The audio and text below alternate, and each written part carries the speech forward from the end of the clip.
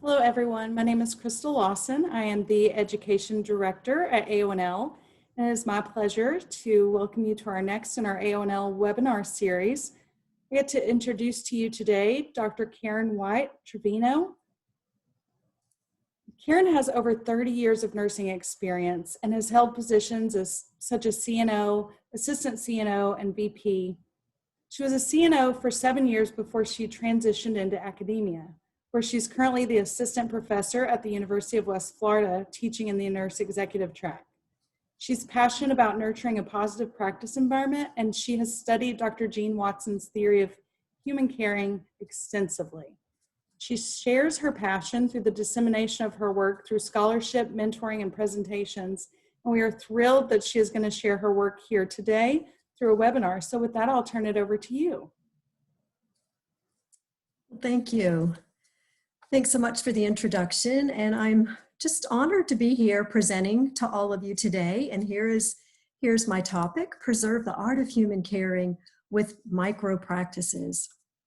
And you can see on the slide here that I am a Caritas coach, and it's important to bring that up just because after a 6-month training program, really immersing myself in Dr. Watson's theory, I really felt like this helped inform me. And this was important because prior, when I was a chief nursing officer leading a hospital in Florida, I used bits and pieces of this theory to guide me as I was leading and acting in this role as a CNO. So I present the information to you today really from this lens of the human caring theory.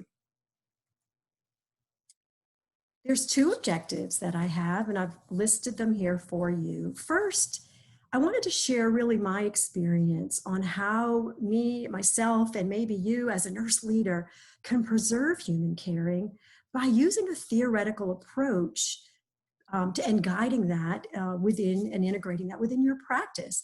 And for me, like I said, I've used Watson's theory. I'm also going to describe some caring micro practices, these small practices, small actions that you could use and align with a theory, specifically Watson. And Watson gives us Caritas processes, and I'm going to go into detail a little bit more with what those are. But 2 in particular that guide us within her process are how to nurture trusting, healing relationships and how to show loving kindness towards self. So those are the 2 Caritas processes I'm going to be aligning with some actions, specific actions. And my hope in this presentation, and this time, our 30 minutes together here, is really that something will resonate with you.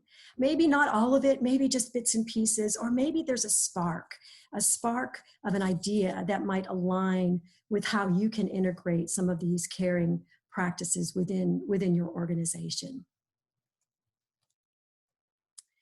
So first, I wanted to spend just a couple of slides, these next 2 slides, on just revisiting the why. First, the why. Why is preserving the art of human caring? Why do we need to reflect on this and spend time here?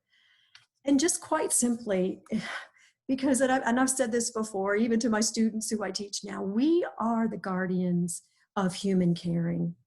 You know, we all joined this amazing profession of nursing with specific caring qualities, caring behaviors. And we all had experiences in our past that may have molded us and molded who we are as nursing professionals. It's part of who we are. It's part of our caring soul. And it's part of that inner ethic of care that each and every one of us has. And year after year, in the communities that we serve, the populations that we serve, we hear time and time again, and you can see from this slide, again this year, these communities have attested that they feel and see this honest and ethical approach of our profession. And they rank us the most honest and ethical year after year. So caring is really part of our ethical duty.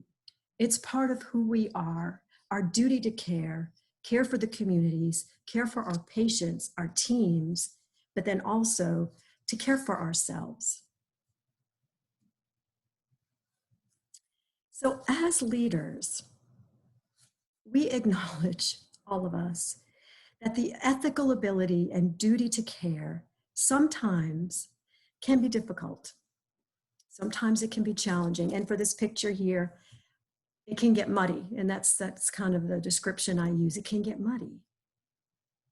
In our profession, we deal with the whole spectrum of human emotion. We deal with happiness and joy to pain and suffering, and we see grief. We see everything in between all of these. Are there occupational hazards of the job and stressors innate within the job? Yes, there are. It's real. And our ability to care can be impacted when we're experiencing these occupational hazards, and especially like now, over long periods of time, as what's happening with this current pandemic that we're in. Life can get muddy. I personally saw impact of this even prior to COVID when I was a CNO, and I see the impact of this now in students and with our faculty. But what I'm here to say is we, as leaders, we must role model our inner ethic of care. And by role modeling, we need to use specific practices and strategies to help us and help us guide and mentor and role model as we work and wade through mud and muddy times and stressors and work through that, because our profession needs that from us. There are many different types of evidence-based resources out there, and too many to put on one slide. You know, the Institute for Healthcare Improvement has a number of things. The National Academy of Medicine, I love what they put out here, the Action Collaborative on Clinician Wellbeing and Resilience. Even AONL, many resources that I know that you're familiar with. And one in particular, this resource compendium, which is wonderful. And then another one I put here is one that's near and dear to my heart because it's one that I used for many years, and it's the ANCC's Pathway to Excellence framework. And why I loved this and embraced this as a chief nursing officer was because I knew that in this important role as a CNO and leader, I needed to help nurture a positive practice environment for the nurses and in turn for the patients in the community. And what I loved about this model was not only were these important elements part of the framework for Pathway, shared decision-making, quality, safety, leadership, professional development, but equally as important for the Pathway standards is wellness and well-being for the teams and for our patients. And so I loved having this kind of a balance. So this framework in particular spoke to me as a CNO, and we were on this journey for many years and then eventually did get our designation as a Pathway facility. So what I would say, no matter what the framework is that you use as a leader, my challenge to all of you, or invitation to all of you that are listening, is think about how you as a leader can be aligned with a specific caring theoretical approach.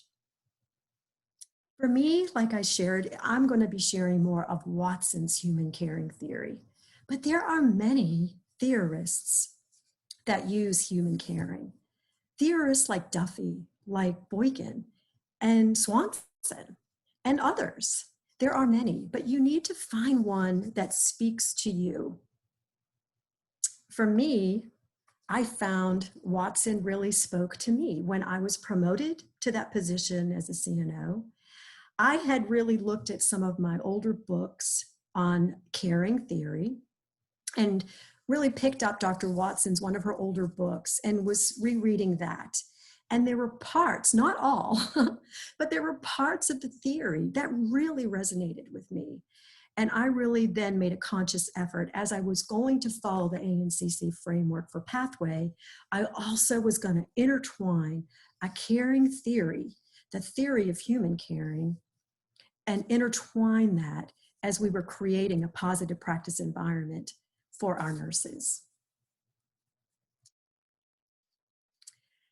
So, in true transparency and being honest with all of you listeners, the theory initially had some verbiage in there that was difficult for me to grasp. And I'll be honest about that. Different words like equanimity, transpersonal caring, and even the word you see here on the slide, caritas. Some of these words I really had to delve into to understand. And what I found in understanding the theoretical model was, let me just start. It was okay to start with one small piece. What was one small spark? And was there a spark for you if you're learning about a theory? And for me, I knew what that spark was. So let me first, before I share my spark, let me first share about caritas. What is caritas? So caritas, is it caring? That's what people say to me sometimes when I'm mentoring about caritas and the caring theory. And what I would share is it's caring, but it's more than caring. It's taking it to a next level, another level. It's blending really an interconnectedness of mind, body, and soul, that holistic approach. And in addition, being aware of the power of love and healing. It's very powerful. Caritas processes, now Dr. Watson gives us 10 Caritas processes.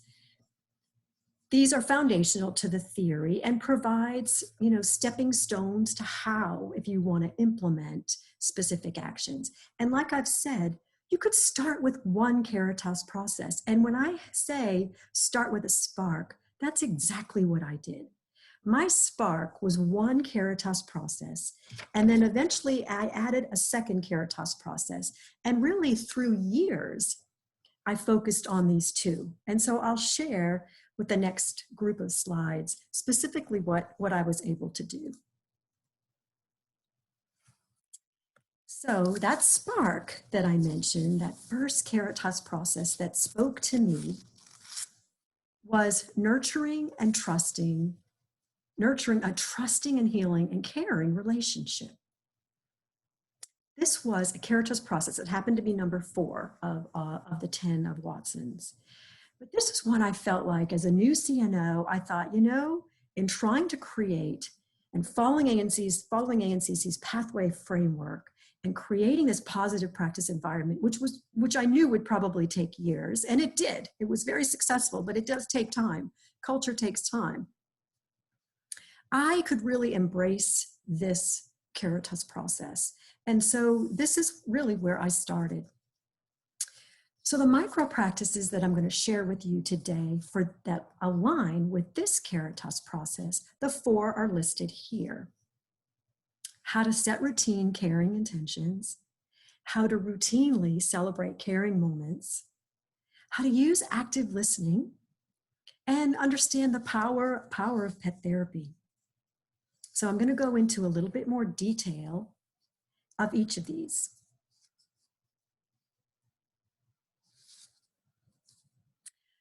Okay, so first, routine, setting up and having routine caring intentions that you share. This is one of the Caritas processes, Caritas micro processes that link specifically with creating and nurturing a trusting, healing relationship with your team. So when I talk about routine caring, celebrating and sharing caring intentions, these are setting the reminder that goes out to your team. So my story here is when I became a CNO, it happened to be Nurses Week. And we had a wonderful week at that point in time of celebration. And so I sent a caring intention out at the end of the week. It happened to be on Friday. And then the following week was hospital week. And I sent another caring intention out at the end of that week. And these were just more intentions focused around gratitude. And what I found through rounds and just being visible was that the staff were eager for my next caring intention. And so my weekly turned into, I continued to do this month after month, year after year. And it was something that I was able to sustain over time as weekly caring intentions. Now, some people may be doing this daily. If you're doing that, so way to go. And that's fantastic. Some people may feel like daily and weekly is too much. Maybe it's monthly. And I can tell you in academia, when I brought some of these Caritas processes and micro practices to academia in the university setting, we talked more about monthly being something we could sustain over time. So you just need to find, as far as sustaining, how to share these caring reminders and caring intentions. How can you sustain it? What's realistic for you? How do you get inspiration? You may get it from rounding. You may get it from letters. You may get it from books. Social media is a way to reach your nurses. And so find ways to push the message forward and communicate with your nurses. Now, I mentioned monthly caring intentions. And so what I want to share with you is an example. This is a guidebook that we found helpful when I shared this with our faculty. And so I'm going to give you an example of a caring intention. So if I was sending this out, this caring intention would be for joy. So I'm going to read just a little snippet of this. The caring intention for this month will be joy. Just saying the word joy brings a smile and a feeling of happiness to us. We all want to have joy in our lives, yet often we don't allow those experiences that lead to opportunities where joy exists. We are often just too busy or really too tired to take time to do what we love. So this month, reflect on what you do most that you love to do. What are those things you love to do? And how does joy show up in your life? So there's a caring intention, joy, for a month. So that's an example. It doesn't need to be a lot. You can use books, you can use other sources of inspiration, but more importantly, make it consistent so that you can always send it out for your team. Okay, the next micro practice is celebrating caring moments of time. What are caring moments of time? Some of you may be doing this and call it a mission moment. Some folks have done that I'm aware of. Whatever you call it, it's celebrating that human to human connection. And those connections can be nurse to patient, can be staff, nurse to nurse, can be any kind of human connection. So we want to be able to routinely celebrate this and find opportunities to do that. And I know right now in the current pandemic situation that we're in, I see caring moments being celebrated on LinkedIn. That's one platform that I happen to be on. And I see this, and it's just beautiful to see this celebration of caring moments. But find those ways within your organization that you can routinely celebrate the human-to-human connection. It may be huddles, it may be staff meetings. So you can find an opportunity and make it routine. The DAISY Foundation is a group that I brought forward to the organization back in 2014, and this was a turnkey way. And oh my goodness, DAISY nominations, when they come in, what amazing testaments to the impact the nurse can make to our patients. And these were also ways that allowed us to celebrate caring moments. But if you don't have funding for organization, for programs like DAISY, then you can just create your own way of routinely celebrating caring moments. And the last two micro practices are active listening and the power of pet therapy. And again, we're aligning with this Caritas process, which is nurturing, trusting, healing, and caring relationships.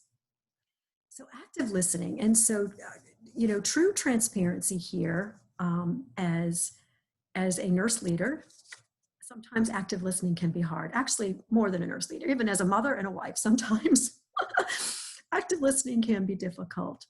But in the work setting, as professionals, as leaders, we are receiving information all the time. We're receiving information from our patients, providers, our staff members. But when we find ourselves in the mud, with high stress situations, with sleep deprivation, with the fear of and uncertainty of what's happening, this can impact our ability to hear, our ability to listen. In 2015 and 2016, I was in my doctoral program. And this was an area of focus for me. In fact, I was able to reach out and find information about an SBAR for the receiver of information. We all know about SBAR as we're providing information, and we know about that framework. But there's also an SBAR for the receiver. And what we found at our organization, and I had brought this to our shared governance team who embraced it, which was wonderful. And the SBAR for the receiver really helps us with active listening. So the SBAR, and I put an example here, S, set aside any assumptions you have before you're receiving this information. B, be attentive, be present, be in the moment and hear. A, for ask questions, R, to respond, and T, we added a T, we called it SBAR T, for a way of thanking and just really some gratitude, offering gratitude consistently. The team that we presented this information to, the shared governance team, like I said, embraced this, which was amazing and so wonderful to see. And then we were able to use this specifically for a bedside shift report. And so we used the SBAR as the receiver of the information, and the giver, the giver of the information used the regular SBAR format, and then the receiver was aware of these things. And we used it for bedside handoff, and watching what happened and what unfolded year after year as nurses became more comfortable with this was just beautiful. And we saw, unplanned, but we saw the positive effect on a trusting, healing relationship, not only among the nurses staff, but also with the patients that were involved and seeing the active steps taking to actively listen. Were scoring us very high on the Press-Ganey scores. And this was something we really hadn't planned for, but we were able to see consistent improvement in this quarter after quarter after quarter and year after year, which was amazing and just wonderful. And then power of pet therapy. So this was an aha moment for myself. And so I'll share this brief story here when I was a CNO, and the inpatient psych director came to me for approval and asked to take this through appropriate committee approval to bring pet therapy in for the inpatient psych patients. And this was, again, pre-COVID environment. So we got the appropriate approvals at that time, and then we were able to implement. And the first day when the handler finished with the patients, and it was wonderfully appreciated by the patients, the handler had extra time and asked if she could wheel the dog was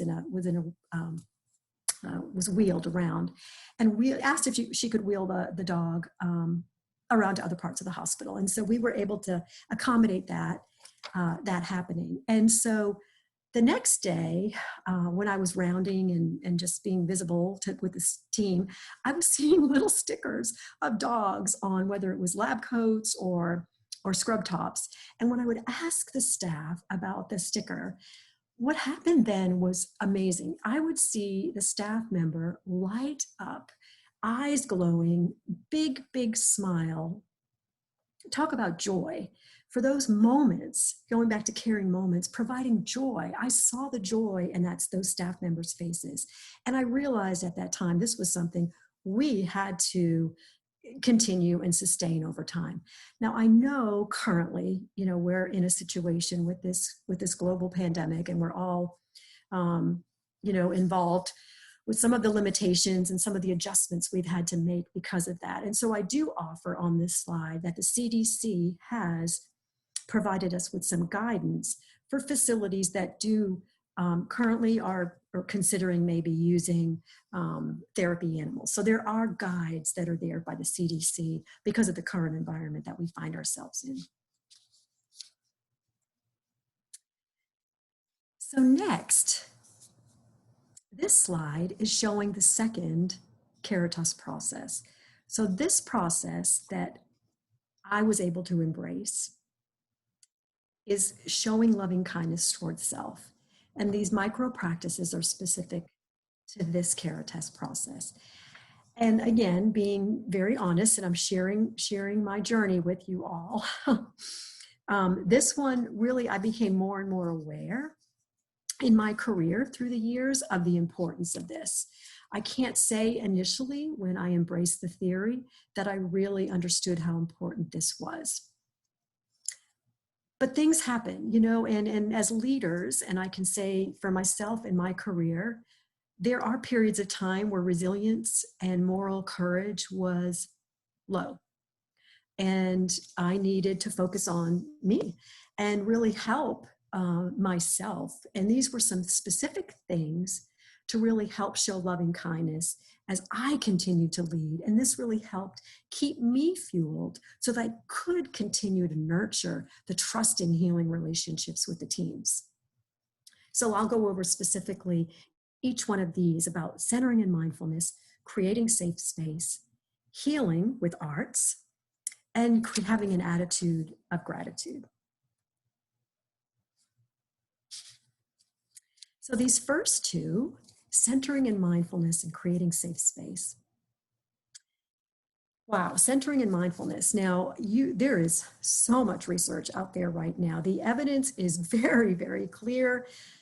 You could look this up and see the evidence is there that if we integrate centering or mindfulness activities and train our bodies, because it takes time, and this is something I'm continuing to work on. I am not anywhere near perfect or a master in this yet, and I will continue to work on this.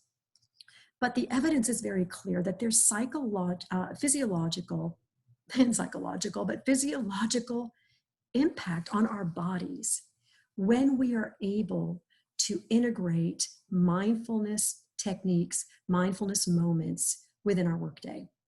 And maybe it's a minute. There's some organizations that's just calling it a mindful minute, 60 seconds. If you can do more than that, that's great. But at least allow yourself some time within the course of your day for, let's say, a mindful minute. It's a centering, it's becoming more present.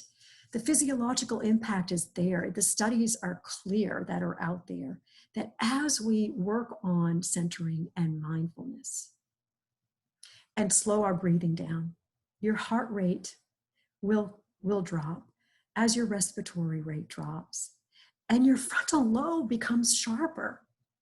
So it's very important to train your bodies. Let's start doing this. And in an academia, now that I'm in academia, we're starting with students. We're doing this now and bringing this forward to our nursing students as part of their resiliency toolbox. So I do offer for you two props. So let me explain what that is. So, sometimes we need props. We need something to remind us. And one thing that I brought forward is this is just a little 2x2 Ziploc bag.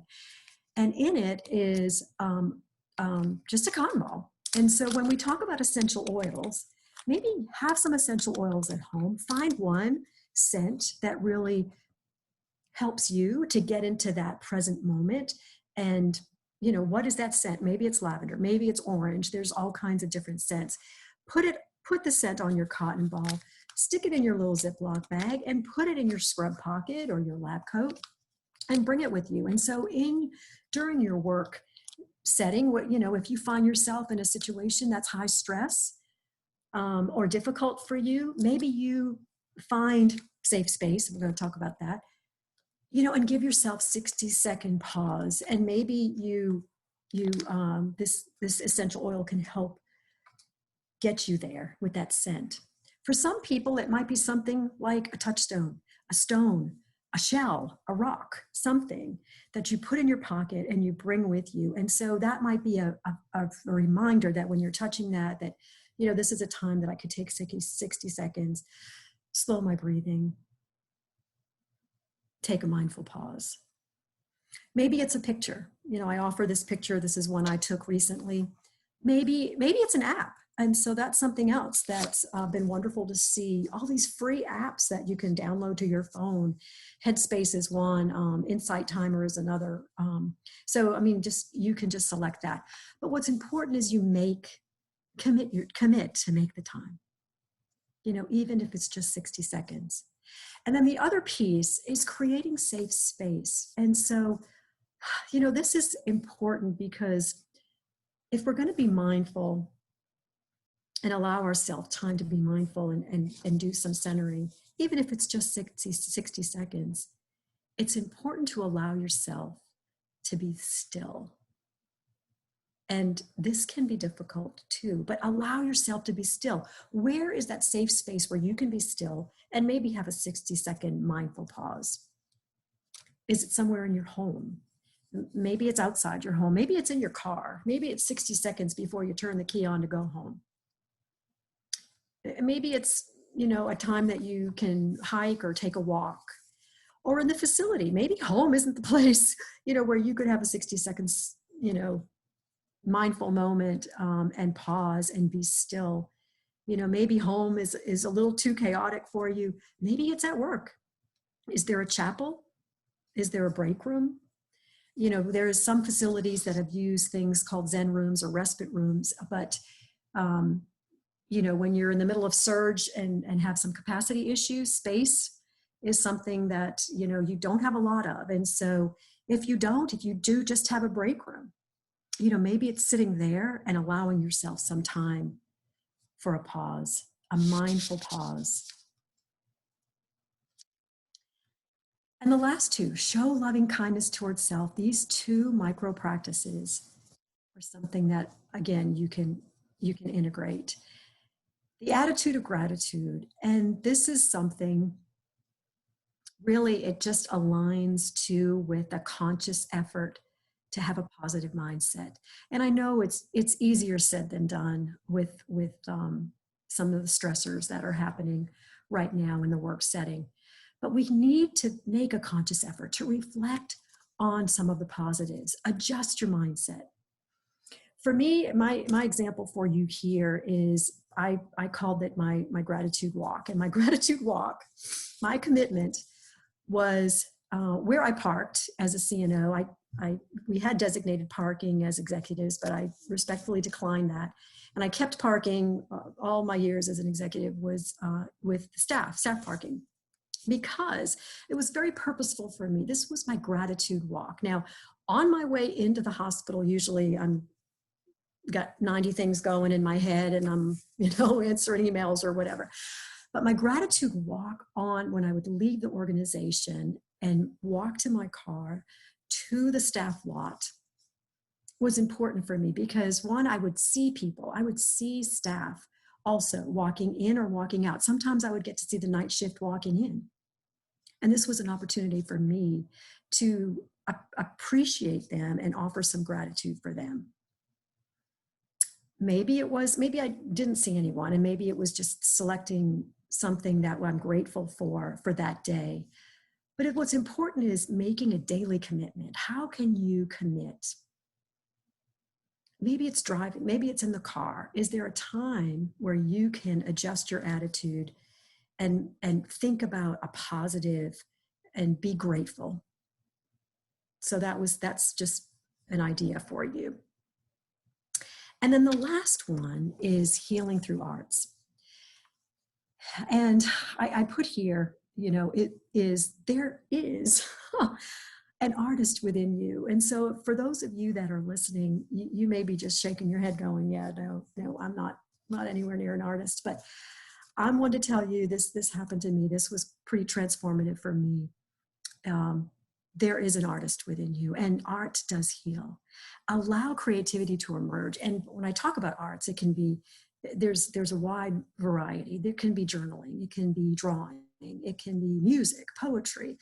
There's lots of different art forms. And so I offer this because when I was professionally kind of at a low, I took a Healing with the Arts. It was a free course that was online.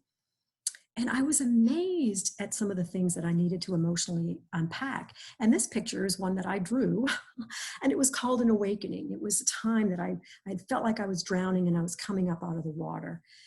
And so I share this because if you're in a place where maybe resiliency is low for you or moral courage is low, try some art. Whatever art form speaks to you, try it.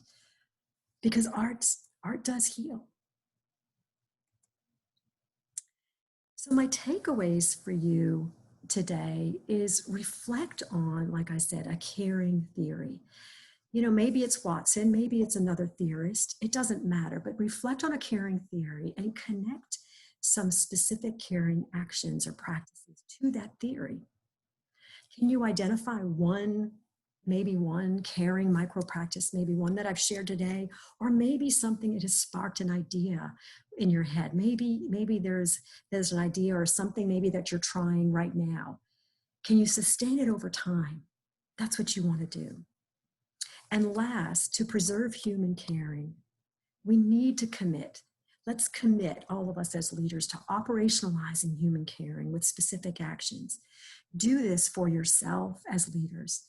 Do this for your teams. And then also, you'll see rippling effect to your patients and also the communities that you serve.